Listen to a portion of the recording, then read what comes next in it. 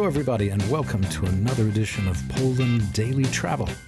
We're glad you could make it, and remember, watch us because we're watching you. In this series of episodes, we'll be going to the PRL Museum. Waiting for a ride, feeling like a loner. No.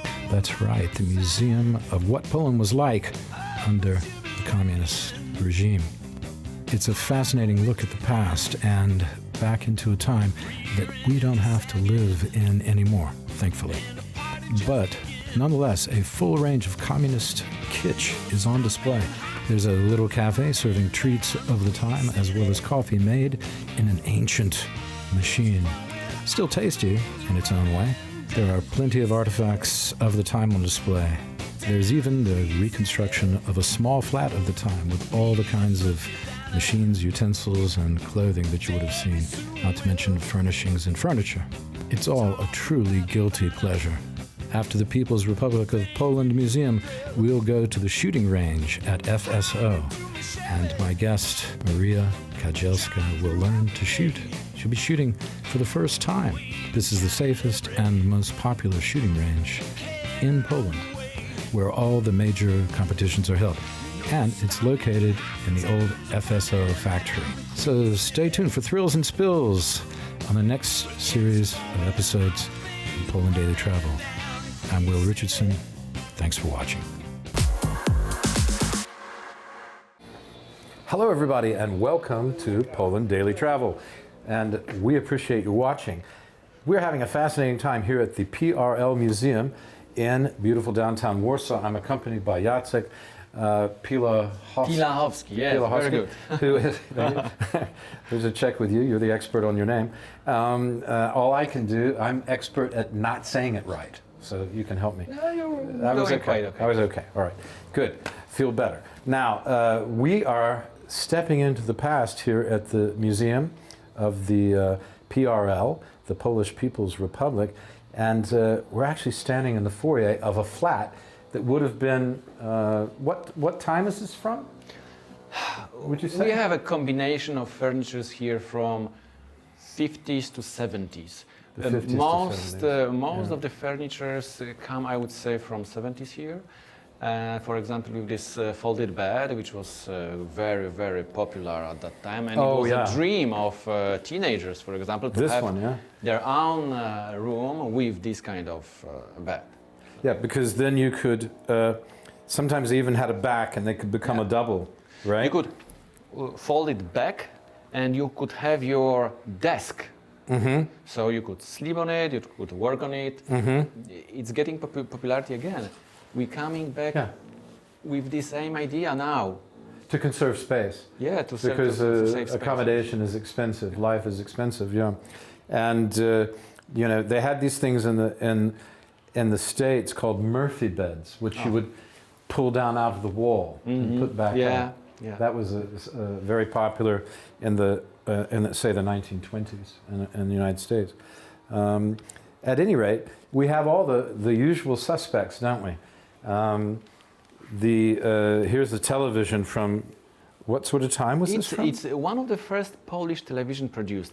I just got it a few days ago from a man. He called me and said, I could give you my old TV set. And you know what? It has to be like from end of 50s or 60s, early 60s, because the design and the look, it really proves that it's quite old, from the beginning of the TV in Poland. From when did people start having TV? TV started in Poland early 60s, yeah. Would have been early 60s. Early 60s or end of 50s. Right at the end of 50s, I would perhaps. have to check, yeah. So about 10 years behind, Yeah. or so behind the United States or Britain, yeah. Anyway, that's fascinating box from the past. I wish I could run it again. Yeah, wouldn't it be amazing? Yeah, I'm thinking what to do to... How to get it fixed? Probably somebody can fix it. Anyway, it says made by Universal in Poland. Was that a big company that was making stuff at the time? Probably one of the very few company, or the only one which produced it at that time. Was doing those kind of things. Wow. Yeah, and you beautifully produced this even with pictures from the times. It's fantastic. Here we see a wedding photograph, typical Yes. wedding photograph. That's 50s or 60s? Could even be 70s. This is rather like 50s or even end of 40s. Because they've done something funny with their faces, haven't Yes. they? They sort of painted. They look their like faces. painted or like Yeah. made in computer. It's wild, isn't it? That they've made them look so artificial. They don't look real. They look like mannequins. Yeah. And of course, picture of the Pope. That's a later thing. Yeah. But a very important mainstay of every Polish household when he was the Pope, John Paul II. And here we have the basic kitchen stuff. Now this is interesting because here we have the basic tin pots made this very basic style, rather heavy. And you can still find those if you move into a flat where they haven't thrown things away. You can still find things like that. But this is interesting. Polish ceramics, pottery. Yes. Yeah. Tell us about that because this is very special. in Poland. We have some very famous factories which produced it. Now, unfortunately, some of them disappeared from the market. But at that time, it was very popular, and it was hard to get it because most of the production was exported out of Poland. Yeah, because that was a way for the state to make some money. Yeah.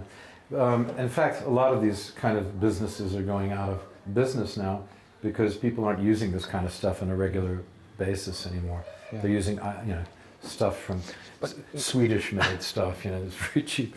Nothing wrong with that, but it's not so elegant. What else have we got? You want to show? Yeah, what I want to show you is Pepsi. This was a dream. Yeah. Pepsi was, I think it was first before Coca-Cola. Yeah. They went to, they came. They were here first. They were here first, and it was of course a dream. It wasn't available all the time. What we have all the time available was Oranżada. By the way, we have in the museum Oranżada, which is soft drink. Which is produced based on the recipe from 1948 by the same producer, and it tastes like years ago. So I can buy that orangeada here. Yeah, you can buy, you can drink, and I remember people drink this. I had this when I was a kid, and they looked for it because they're still kind of addicted to that. Yeah. I guess it's a sort of comfortable taste. Very original taste, I would say. Very original. Very okay. original. A bit like gasoline and... No, never mind. Yeah. Okay, and over here we have the Workspace, the bookcases, which you find in every Polish house. You find a bookcase with a few of the classics in the old days. I right? have to comment here.